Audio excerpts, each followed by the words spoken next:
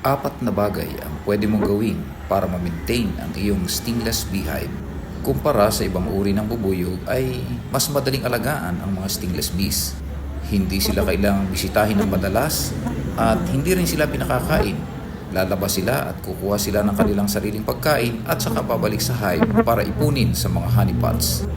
Pwede mong gawin ang apat na bagay na ito para mapanatiling maayos ang kalagayan ng iyong mga alagang stingless bee.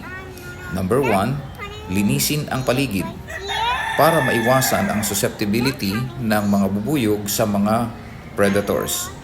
Number 2, bisitahin at least once a month ang iyong mga bubuyog para makita kung walang butiki, gagamba, palaka, langgam o anay na umaatake sa kanila. Ang aking practice ay nilalagay ko sila sa single hive stand na bakal at nilalagyan ko ng grasa o kaya used oil ang haligi ng hive stand para hindi makaakyat ang butiki, ang gagamba, ang palaka, ang langgam at saka ang anay. Sa aking experience ay hindi gumaganda ang colony kapag nagkakaroon ng ant invasion, ganyan din ang anay, inaabangan sila ng palaka, gagamba, humihina ang colony kaya magandang matiyak na wala ng anumang mga insektong ito at mga hayop na ito na maaring makagambala sa kanila para sila ay magtuloy-tuloy ang kanilang progress at sila ay makapag-produce ng maraming pulot.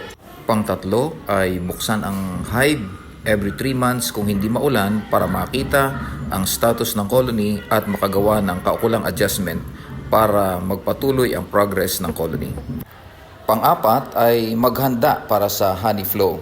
Kapag buwan ng January na nagsisimula ng uminit ay pwedeng bisitahin ang colony para makita kung ano ang mga adjustment na kailangan gawin para sa paghanda para sa honey flow.